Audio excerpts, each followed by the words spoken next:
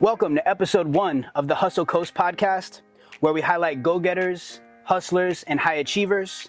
My name is Jesse Piedra, aka Don Drago, and today I'm sitting here with an amazing guest. She is a multi-talented DJ, producer, and entertainer who's DJs at places like Gasparilla, the Hard Rock Casino, Crowbar, and Caddy's on the Beach. She is signed to the Street Spirit Entertainment team and the true definition of a musical powerhouse. She is a professional bodybuilder and now coach, a former Marine, and overall entrepreneur. Let me introduce DJ Kelly Lynn. How you guys doing? Hey. Hey, that was a good introduction. Hey, thank you. Thank you for being here. That was awesome. You're welcome. Appreciate it. Absolutely. Yes. Just a nice, beautiful day here in Tampa, Florida. Palm Harbor, Florida, technically. Yeah, Tampa. Absolutely. 813. Absolutely. All right, guys. Well, Kelly, I want to go ahead and start from the beginning. Okay. So I do have some questions for you today. Kind of want to get your background story. All right. So where were you born? I was born in Pittsburgh, PA, a little town up there outside of the city. And I grew up we have 4 siblings. I have 4 siblings and my parents. So it was a big family. We all had like a little bit of different interests. Okay. I'm the kid that had all the interests. Like I literally wanted to do a little bit of everything, and it kind of explains today why I'm this way, you know? So, right. Yeah. Awesome. Okay. Yeah. So, like for your family upbringing and like, you know, so you had siblings. Did you play sports? Were you into music early on? So my mom's dad, he used to play, as soon as we come in the house, he'd be playing like the organ, he had an organ, and he'd be playing that. So it was always like, come in here, you know, see it from when I was like wee little. Oh, wow. And he actually made wooden instruments as well. That's cool. Yeah, and all that. So he's a carpenter? He was a carpenter. He was an artist, but he drew also. Wow. And he played music. And then my dad also was a singer in like a doo-wop kind of band, because he's, you know. That's cool. Yeah, he was very cool. So he's definitely, so I think music's always kind of been in me. I started dance when I was little, but my mom put me in dance because I was just natural dancer. So I think the performing aspect she saw, and it also helped me get out of my shell because I was like kind of a shy kid. Sure. And yeah, so that's kind of how. And what kind of dance was that? I did tap, ballet, jazz, and I actually competed. My dance teacher at the time moved to Florida after we did when I was 10. And she worked for Disney and was choreographing for Disney. But when we were doing, I was competitive on the team. So wow. Yeah, so we went to, I actually won a scholarship to New York. What? When I was 10, I think, and never did anything with it. Okay. For performing for dance, because we had like a big group, and they did like, it was almost like America's Got Talent, but like a bunch of people were dancing at one time with numbers on, and we basically, you know, got selected. Like, wow, that's really cool. So were you like an athletic kid? Yeah, like I had like always outside. I was more into like, I did gymnastics, I did ballet, tap, jazz, and then when I got older, I got more into the athletic side of it because my body was more built for like, I think an athletic build. So I just always had endurance. And as I got to high school, like I started running. So I was running in high school. And then like cross country or track? And then I went from that to like just doing, what do you call it? I went to join the Marine Corps, but that was like, I tried to prep myself. But by going and running outside, I was running with like weighted vests and all that. What? So yeah, it was. That's crazy. How was, what do you think your experience was like in the Marines?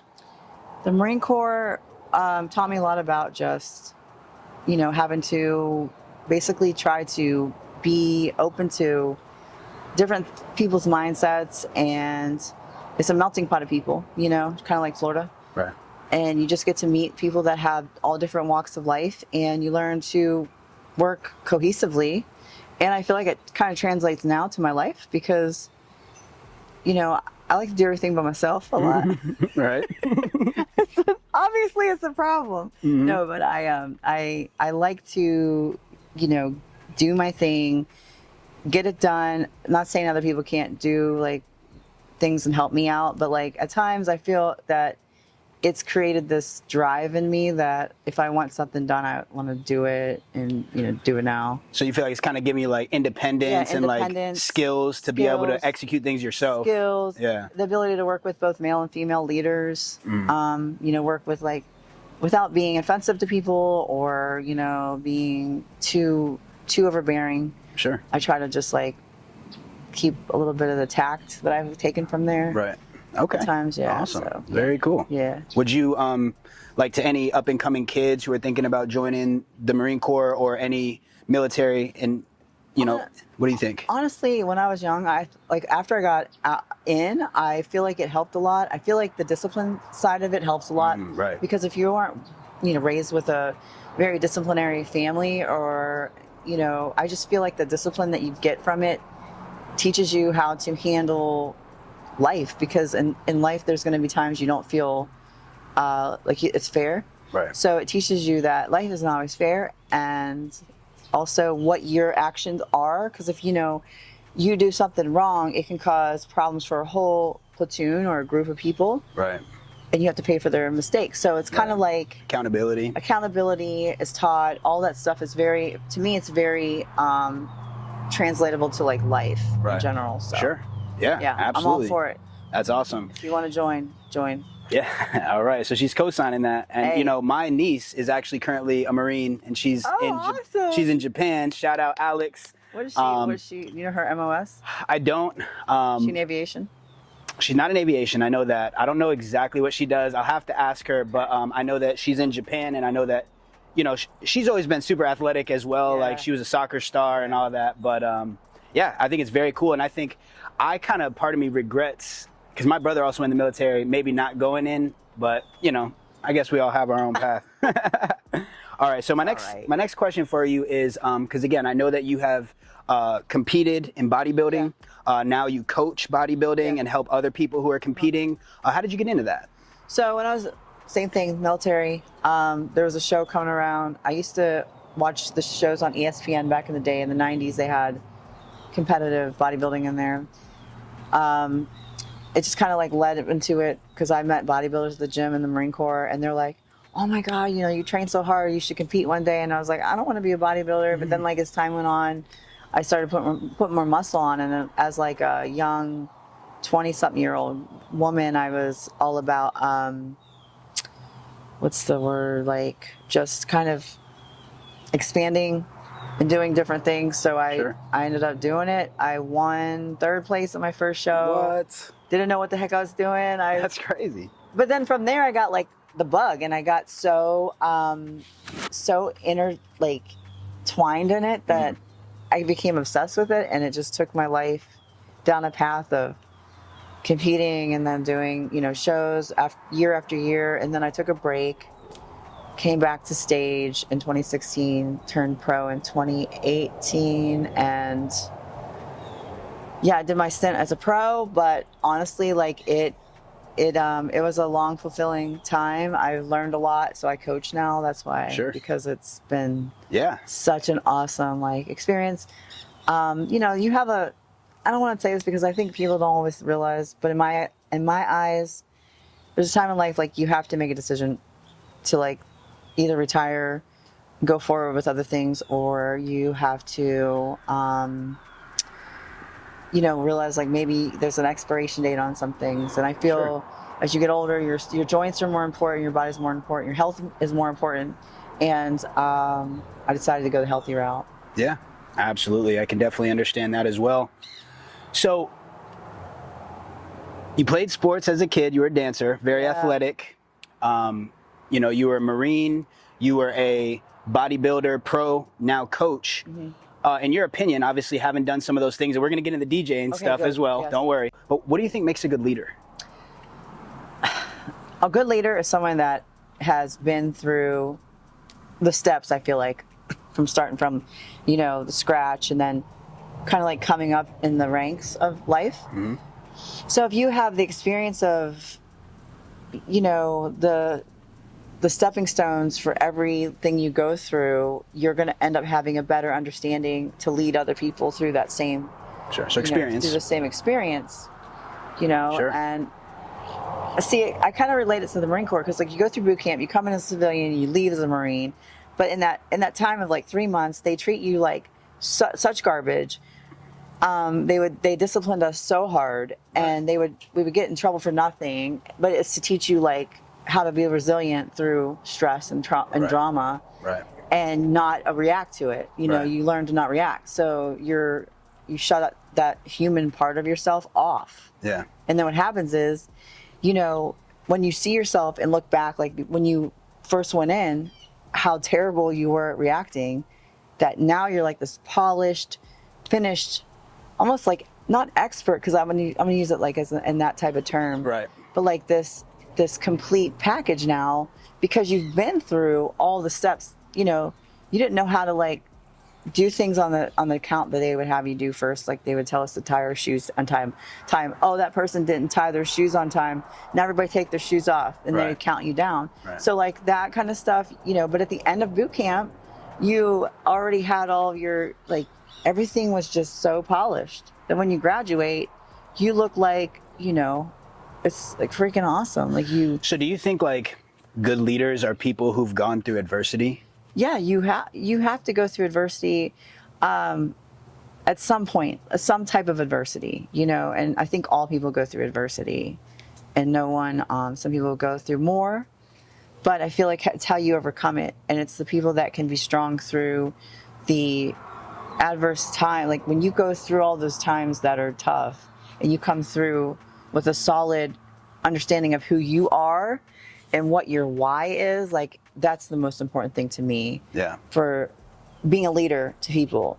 I constantly remind my clients, or anybody that I mentor, that it's not always going to be easy, but you have to remember why you started. Like you have to remember, because there's going to be lots of ups and downs, and sometimes it gets hard. Oh yeah. You know? Agreed. You know how that is. Yeah. So it's like you either keep going or you give up.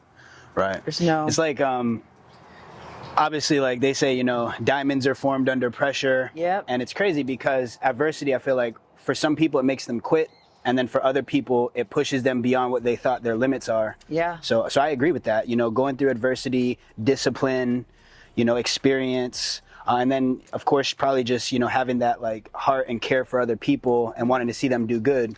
You know, yeah. Probably that as well. Always. Yeah, you want to see them do good. You want to see people like be in a positive mindset.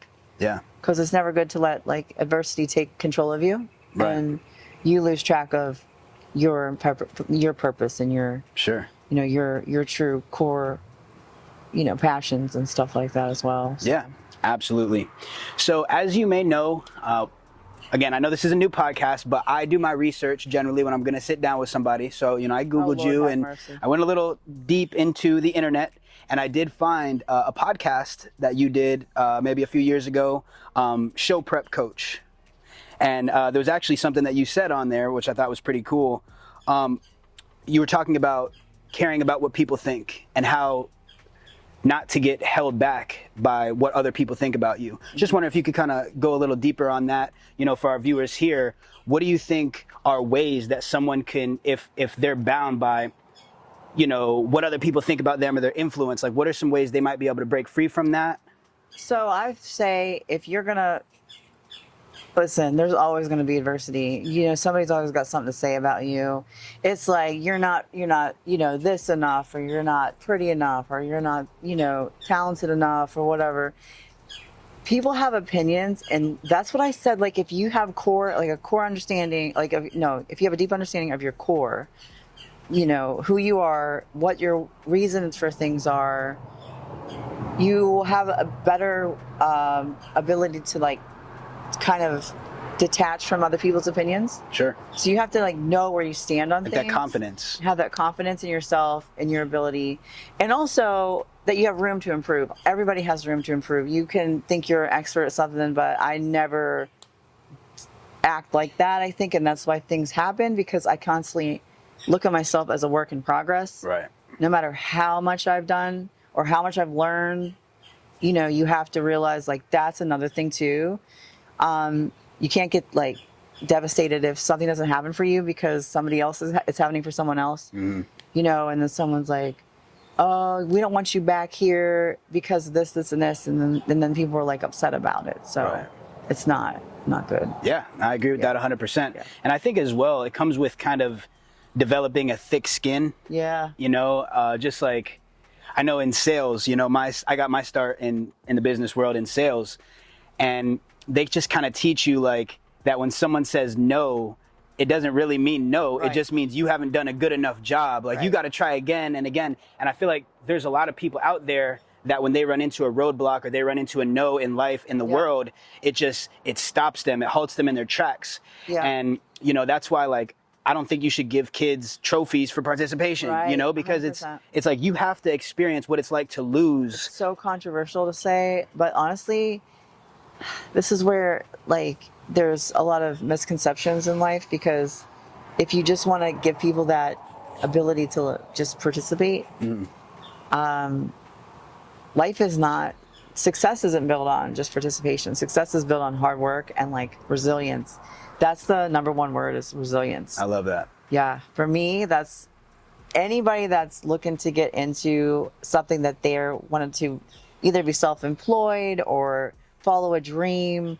You know, if you're a singer, a musician, you play the drums, whatever, and you're really good at it, and you have somebody tell you, well, you're never going to make it. If you let their opinion take control of you, you may have a hidden talent that you never get to experience. Right. Or that other people aren't going to experience that you have. 100%. Like you might not be able to help all the people or even the one person that you would have helped had you just kept going a little bit longer. Always. Yeah. That, Agreed. yes. Awesome. All right. Well, that sounds great. The next question that I want to get into and I want to talk about is obviously you're a very established DJ here in the Tampa Bay area, which is amazing. I've been out to multiple events with you. We've done musical products together. Absolutely. So when did you know you wanted to be a DJ? So, okay, this is funny because when I was, I think it was 28, 2008, I dated a guy, or we're still good friends. He actually just asked me to DJ in Miami. But, Oh, did he? so he had a studio. He did production, Pro Tools. He had everything. He had like all the old drum kits. Wow. In person, like, and you know, synthesize. He played sax. He did all that too. So he'd have rappers come over and he would have them record. And we had turntables in the house. We had big bass, like speakers, woofers, and all that.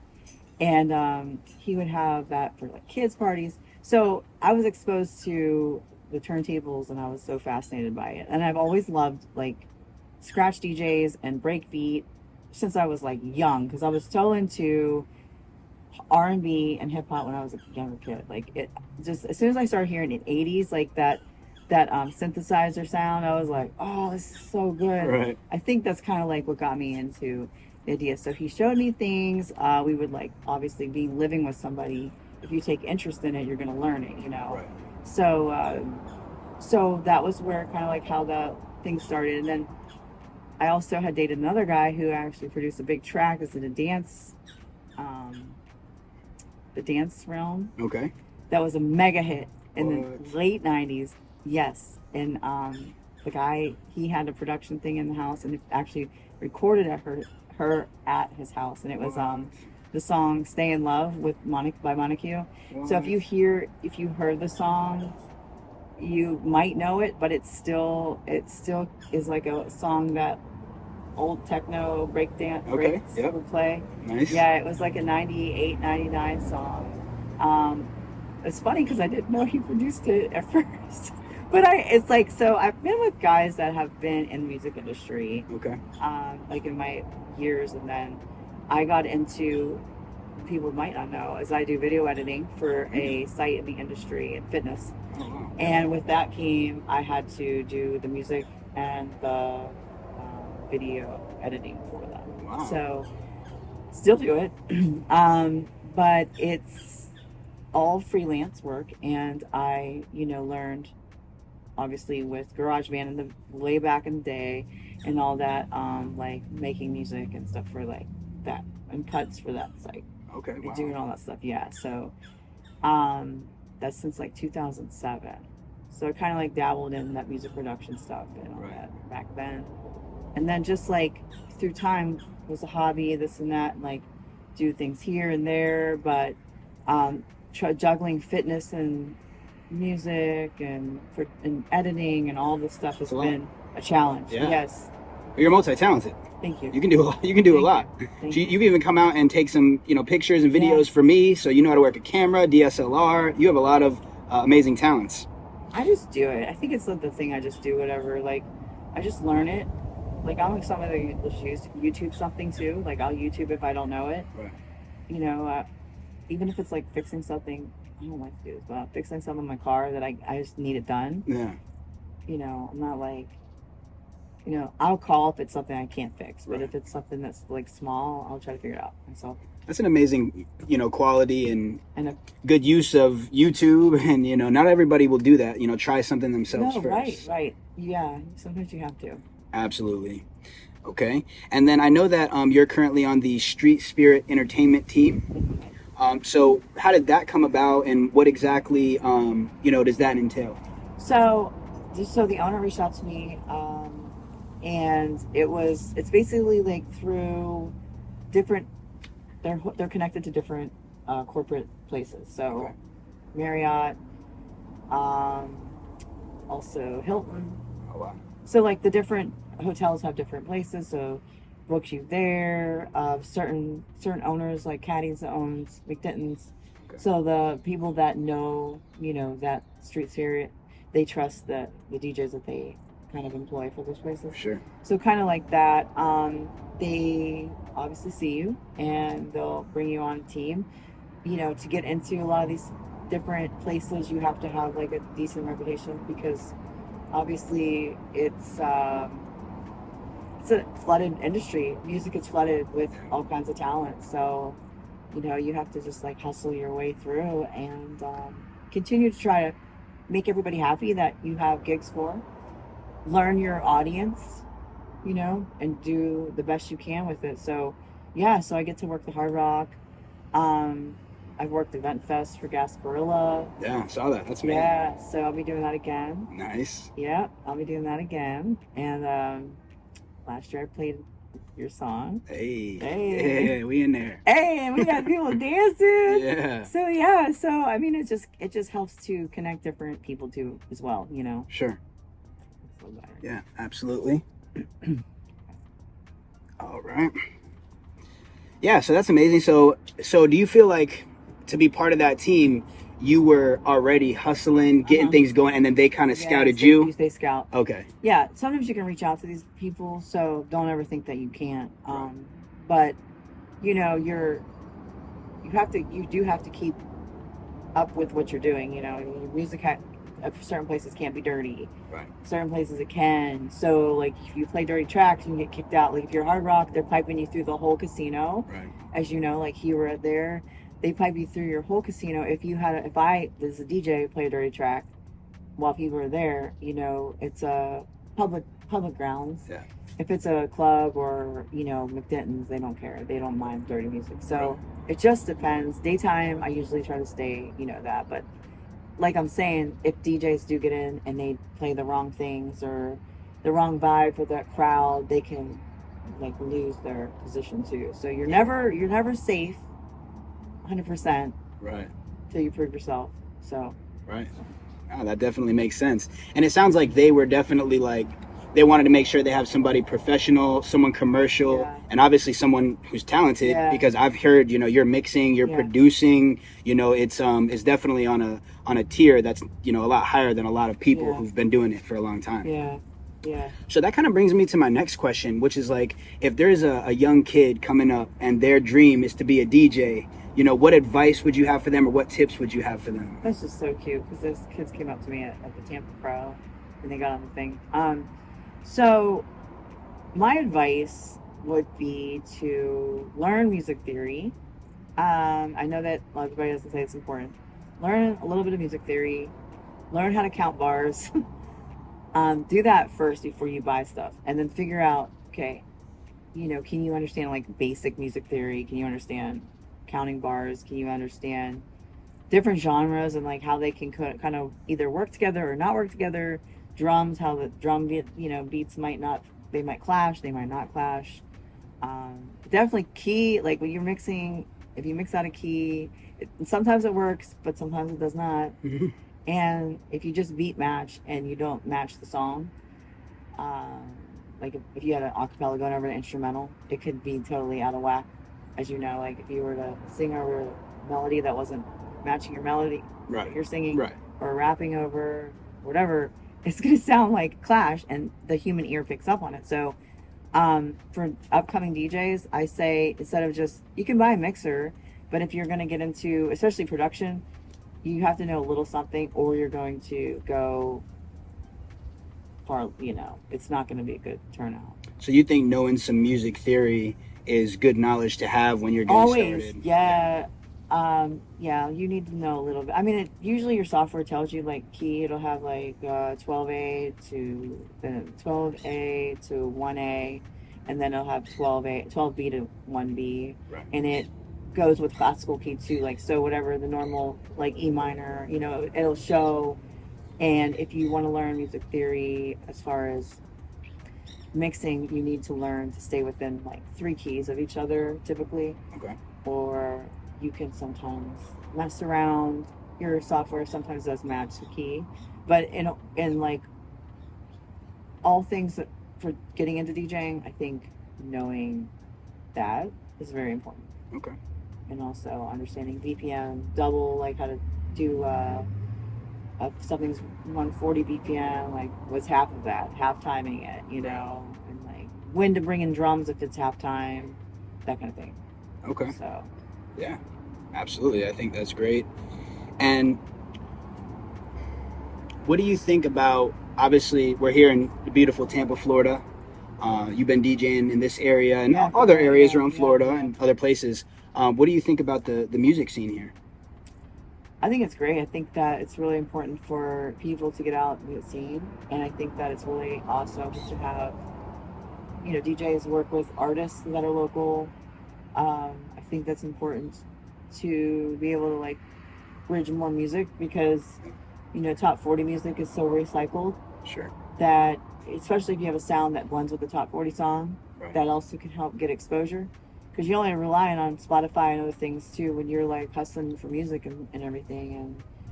And I search through all kinds of music to expose people to new music. I mean, of course you throw in the top 40, but like I said, if you go to bars, you'll notice they still play and like DJ's Got Us Fall in Love Again by Usher. So no matter where you go, he will still play the the tried and true tracks and everything. But after a while, you could go bar hopping and hear the same songs over and over again, like like a lot of times you'll hear Suavemente, you'll hear all kinds of like repetitive things, because that's what are popular. But if you constantly just play that and never expose people to new stuff or different styles like Afrobeat or any of the stuff, it'll be kind of like throws you a little bit. Yeah, and I know for you, obviously we've worked together, and you've worked with a lot of other up and coming artists around this area. Like, what has given you the passion to like want to showcase new artists and new music and having that passion? It's because it's honestly who I am as a like a coach too. It's just part of like me wanting to see somebody do well. Like, I've never had a problem like somebody either kind of learning from me and doing better than me or anything like that. I've never had an issue with anybody so many of my clients, like, I like to watch them like surpass things that I've done or whatever. I think it's cool because you're part of their growth. And I think seeing people, it's like watching a performer that people watch on TV. This is completely true right here. So like you'll watch like America's Got Talent, right? And you'll see somebody on there that's so passionate in what they do, and everybody has a standing ovation for that person when they're done. And you're like, everybody's so moved by them. And you'll see like judges cry, or people like, oh my God, stand up. They're like, that, you're going to Hollywood type of thing. That's, I think, it just natural in people to appreciate someone's passion when they're in their element. And I think that's like what's so awesome to watch for artists, is that somebody deserves to be somewhere that they aren't quite there yet, and they know, and you know, as someone that puts music out constantly to crowds, that's like the Right. big deal, you know? For sure. Yeah, that's such a big step for the artist to have people that maybe never heard of them exposed to it, and maybe you never know who's going to be there Sure. at an event. Agreed. In your opinion, because I'm sure like artists come up to you a lot and they want you to either remix their music Yeah. or play their music. What do you think is the best way that an artist should try to get a DJ's attention, or like attempt to work with them or to create a relationship? I don't ever be too overbearing. I think don't ever be too crazy with anything. If you want a job or somewhere or something, even you should never be so aggressive you look desperate. I think if you don't come across as desperate, you send good tracks. You know, I've had people send me stuff even when I go to like these events like the Tampa FL and stuff. I've had people there like, "Can I send you my music?" And I sometimes I'm just like, you know, it's not that it's not good. It's just not something you could play. Right. Really, that anywhere that would be like, you know, kind of sufficient for the person that sent me the song. Sure. It's like if you're DJing in a club and someone... And they can be upset. Like if Right. you send music and that never gets played, you can't be upset because there's nowhere to play it. Like Right. if it's a really dirty track and I'm playing at a beach, I can't drop some dirty track, Right. even if it's cut, because it has like insinuations or something. It's like you just, and you can't get mad that somebody isn't playing your music. It's got to be in the right environment. It's got to fit, and I agree with that. Right. And I think that even for artists out there, if you are going to attempt to reach out to a DJ, you know, look at the places that they've DJed or they Yeah. currently DJ, and make sure your style Yeah. fits, you Yeah, know, make sure before you you fit. send it. And don't get mad if they don't play it, because it's like, you know, they may not have that platform that matches, but it's probably out there somewhere. You just have to go find it. You have to do the work. Yeah. Yeah. Absolutely. So the next thing I wanted to talk about is collaboration, whether Okay. that be with DJs, with artists. Do you think that collaborating is good? Should people do more of it? And if so, what do you think are do's and don'ts of collaborating?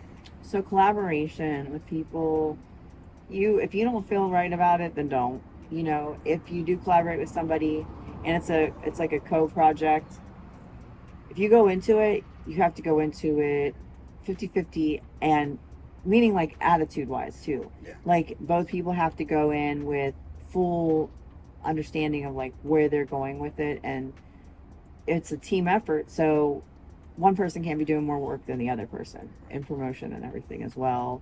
Sure. Because when we shot that music video, listen, that went off so fast. Like the growth on that one was crazy. Yeah, it was. Overnight, because we both did a good job promotion. So Right. you can't rely on people to promote. Right. So both artists have to promote. They have to be equally invested in it. That's the word, invested. Yeah. So that everybody wins. Yeah. It's got to be a win-win situation for music. Agreed. Yeah, and I think that too, you know, because I've done some collaborations, and I've always found that when the person is excited about it and they, you know, want to promote it, or they do promote it as much as I do, or at least, you know, close to it, it always makes me like, oh, all right, they like it, they're promoting it, let me go even harder, as opposed to like if I'm, you know, promoting something, the other person, maybe they're really not promoting it, then it kind of makes me be like, well, maybe they didn't like it or whatever, like maybe I need exactly. to, you know. So what's good about that is like, just like your attitude with that, and if people want to know, like, success comes from you never give up, even if you don't feel that somebody likes or maybe like the project as much as you did, and you're not like, oh man, maybe I should quit. You know, you Right. keep going forward. You like think of a new avenue, a new style, a new collaboration, and you're like, oh well, you just chuck it as a loss.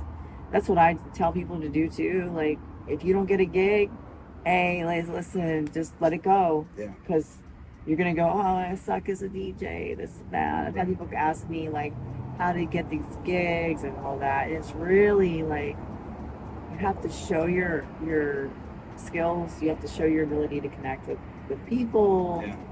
You know, smile at them even when you're doing music. Don't be so into what you're doing that you forget there's an audience there. So I think it's just a big deal to be anything you're collaborating, whether you're performing or you're doing whatever it is. You go to a venue and you can talk to the venue owner, you know, be personable with them, and Right. you know, don't come in entitled. Yeah. come in, be like, oh, I'm out, leave, you know. Yeah.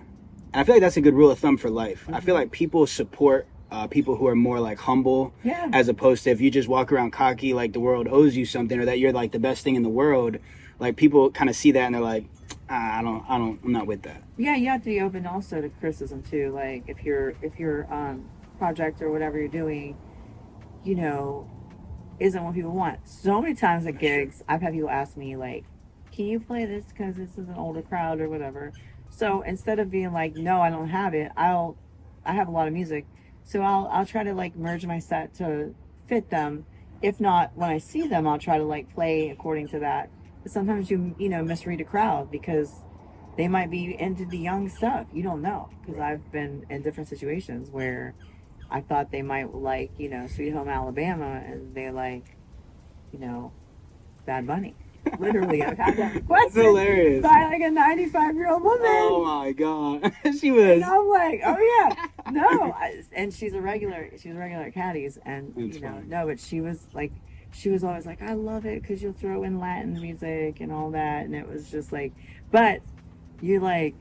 If you were to just walk into a venue and see them, you might play something that's like less, or you know, that's something from their era. Yeah. Sometimes they don't like bass. You know, they don't like too much bass. They don't want a lot of kick drum. They want to like hear like the actual real song, not a remix, or they don't want to hear any re-drums too. Like people will re-drum. You know, you have people do those drums, so they're more punchy. They don't like those either because they're like, that doesn't sound like the original, and it's like, oh shit. So you're gonna have that, you know, kind of thing happen, but you have to work around it. Yeah. And you can't let that bother you. Be like, oh, I suck because this crowd didn't like me at this one. I mean, there's so many times that you're gonna like really do amazing, and sometimes you're not. You might do a project that's really good, and sometimes you're like, oh, that. There's so many times I've like made songs and stuff, or just made something and threw it away because it was terrible. In my like, I listened to it again. I'm like, oh, this isn't going anywhere with this. You know.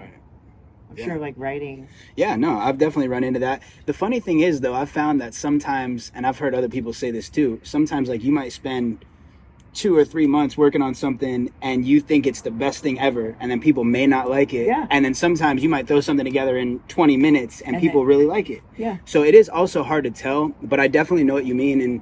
And also kind of like, you know, I guess I would relate this to sales where it's like, you know, meet people where they want to be met. Right. You know, don't try to force something onto somebody. It's like, we're business, we're a brand. You know, you really want to try to, you know, meet people where they want to be met. Yeah, don't be, yeah. Absolutely. It's not worth it. For sure. So here's a question for you. Obviously, you're up on stage a lot. You're in front of a lot of people. Yeah, we just sold out 400 tickets the other day for Charlie XCX. You were telling me, that's insane. 400 No, we tickets. turned away people because it was packed. No, we had to turn away people. They probably would have been 500 plus. And it was 21 and over. They wanted 18 plus. If that would have happened, we would not have been able to It would have shut down the street. It would have shut. Yeah. So yeah, it definitely is a brat song.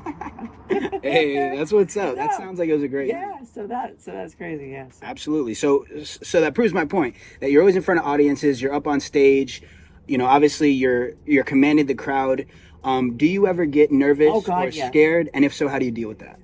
So I've always got scared. I got scared when I competed. I got scared when I danced. I'm petrified until I get up there, and then I realize like it's my show. Because if you treat it like what your nerves will want you to do, then you're gonna end up being like a deer in the headlights. Okay, so you have to use that, and you know, like you're really good in front of people, like really good. So you can let what people start doing is they start analyzing themselves once they're up there, and then they start thinking like, what are people thinking of me, instead of thinking about what they're supposed to be doing. Right. So I say when I DJ, it's usually, okay, I hope this crowd's gonna like what I play. I hope I started right, and I hope I ended right, and I hope that I don't stop the wrong deck, which I've done. Right. You know, so we make mistakes, but like you have to learn to like take that energy and not let the shakes or whatever you feel, adrenaline take over. Yeah. Because whether it was when I bodybuilded or whatever, you have those lights on you. You know, that feels like boom. It's like the headlights are on you, and you either use that energy as fuel, or it's going to make you buckle, or make you stumble, or make you start stuttering over words if you were to give a speech or presentation. So think of like in the moment what you have to do, just do that.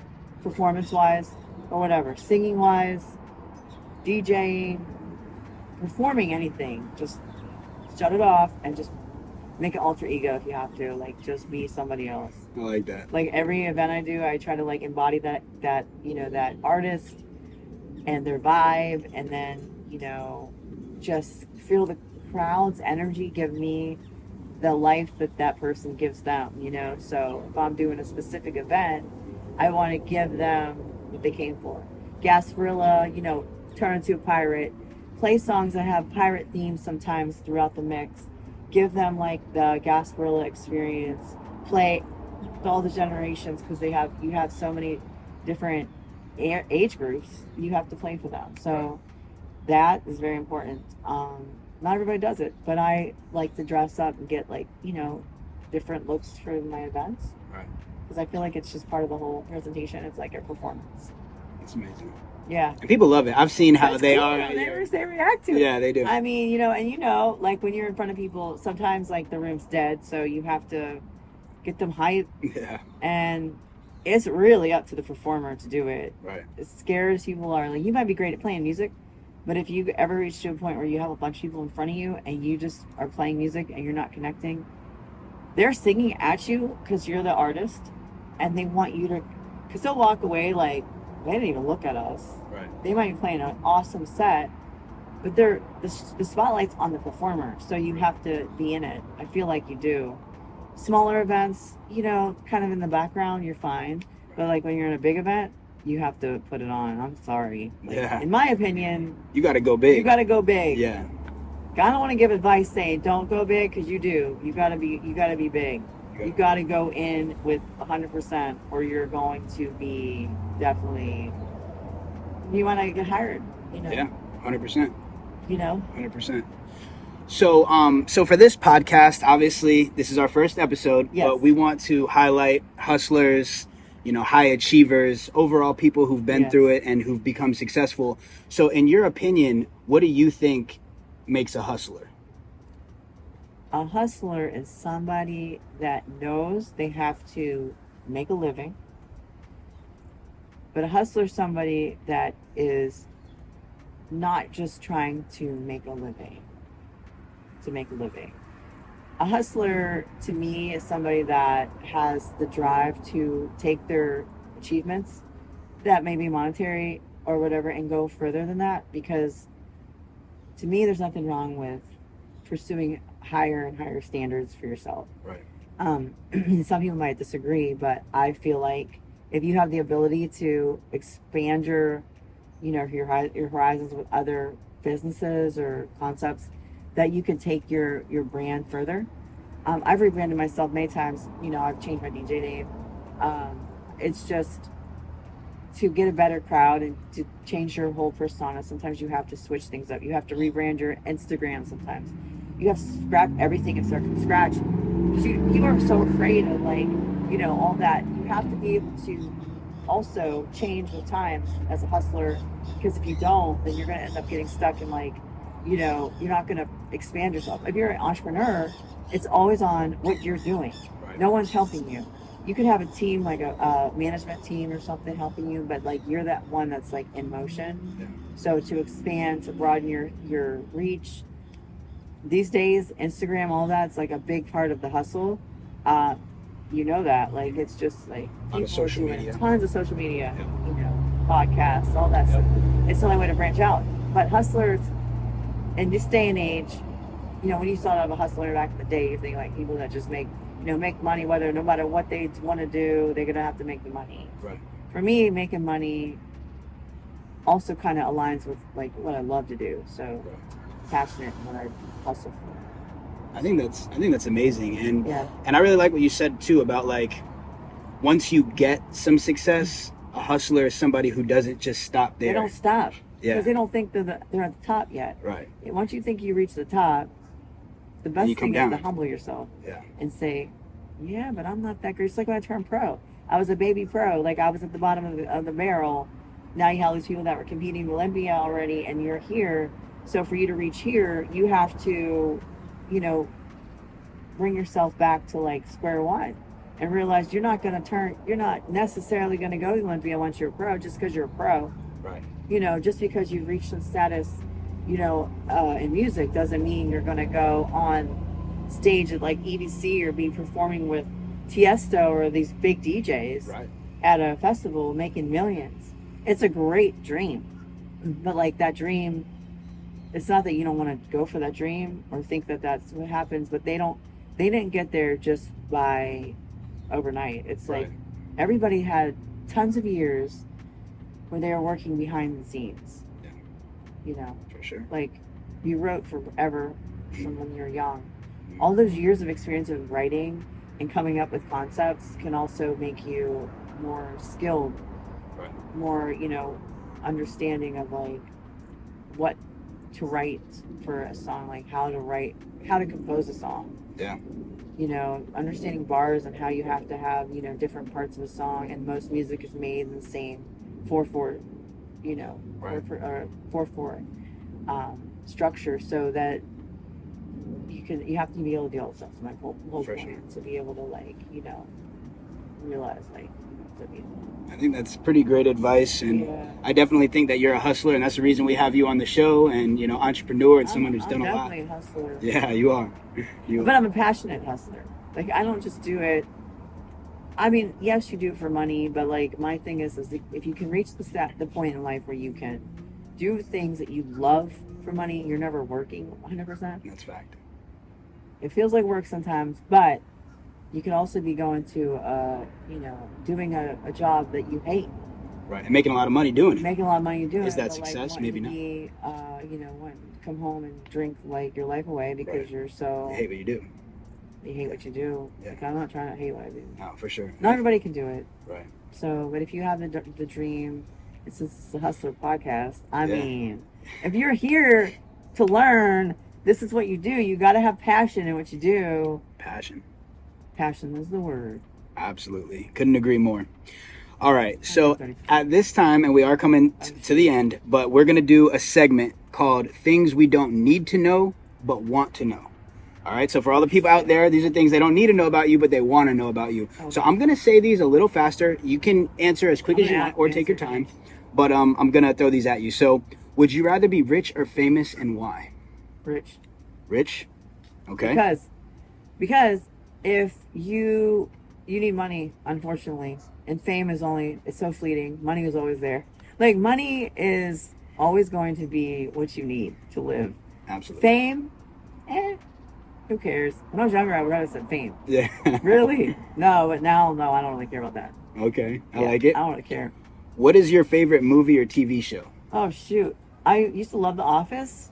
Nice. I don't watch some TV very much because I'm working a lot. I don't. And if you're gonna laugh, you know what I have on all the time? What? Just as background noise, the Nature Channel. Like I like to watch the Nature Channel. I learn a lot. Yeah.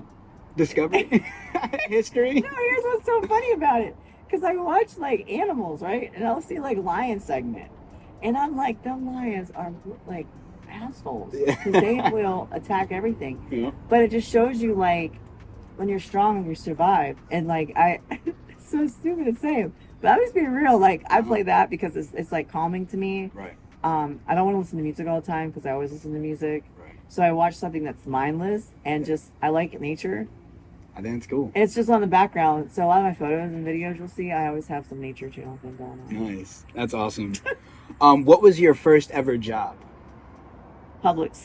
Publix. All right. As bagger or cashier? Cashier. Nice. How'd you like it? It was fun. Yeah? It was fun. We had to do a lot of organizing. Publix was no joke. I still get stock from Publix. I heard they treat their employees well. Yeah, I still get stock. Nice. And we're talking this from like, when I got out. I don't want to date myself. 97. I quit. No, it's 98. I don't remember. It was like, I think 98. Because I went to the Marine Corps right after. And I remember I was like, bye, I'm going to the military. Because I just was over it at that point. Yeah. Okay. But I've done a lot of jobs. That's awesome. What is the craziest night you've ever had that you can remember? Craziest night I've ever had. Okay. Oh God, where? I can't say some of these things, but so I really can't. It's all right. But I will say that I do DJ at a nudist place too sometimes. All right. They get wild. It gets wild, but it's like, you know, at first when you're not like that's not your lifestyle and stuff like that. I mean, no, when you're DJ, you DJ a lot of things, you know, so that's crazy. So yeah, they do get wild, but yeah, I mean, my own experiences, it's like the typical stuff, you know, like getting drunk and stuff like that. Right. But yeah, nothing like so crazy. Okay. I'm boring. All right. No, that's good. If you were stranded on a desert island, what 3 items would you bring? I would bring my phone, Okay. a portable charger. No, a solar charger. Okay, that's smart. Because it has to be able to be recharged from the sun. For sure. And water. Okay. Because Like a spout, so unlimited water? unlimited water. I like that. All right, cool. Or something you can filter water with.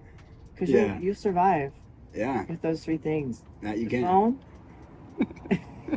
Might not have any connection on the You phone. might not have any connection. Play music, Oh, take pictures. shoot, right. Music. That's Music. it. All right. I like that. Then again, you can always just start making your own beats with rocks and stuff like that. On the You really island, could too. get you know, you diabolical Can get creative. with- You could probably become like your one man like band Band. over that many years by yourself. Yeah. Like the Castaway guy. He Yeah, really, you become like really skilled at everything. I'd be like For sure. MacGyver, like with like using whatever my resources are to like make a ship or something. For sure. I like that. All right. If you could have a conversation with anyone, dead or alive, who would it be? It's always my mom. Okay. My mom is my hero. She just is like, she's my spirit animal. She is the most supportive person I've ever had in my life. So shout out to my mom because Shout out. she was a teacher growing up. She runs my dad's business too with him. And she's always been so understanding of people. She always told me like she loved like the bad boys in school because they were like the troubled ones or whatever. And she always wanted to help them through things. I think like some of her personality is in me like that. Some of my dad's is too. But you know, my dad's more like, you know, he's like more A-type. My mom's more B-type personality. And she's more like just chill. Not as she ages, she's a little more crazy. But she's my mom, I always tell her all this anyway, so we joke a lot. That's awesome. She's great. It's amazing. If you could vacation anywhere in the world, where would you go? You know where I want to go? I want to go to Bali. Ooh, What is that Bali. one place? Or the United Emirates. Oh yeah. The one with the circle with all the. Well, there's the United Emirates. There's That. No, the.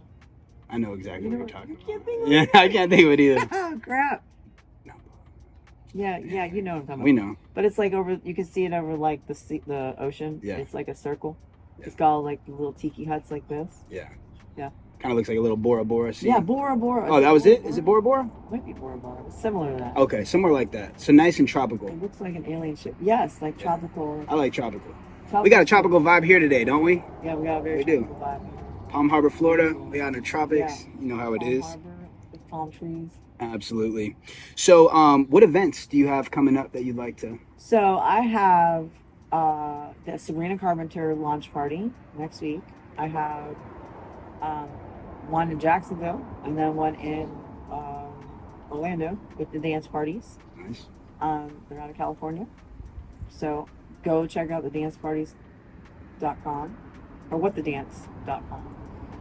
They have they're all over the country. They have events every weekend. So awesome promoter, awesome events, so much energy, and it's like geared towards the genre of music that the artist plays, basically. So yeah, that's fun. That's Then I got let's see, I have another fundraiser event coming up.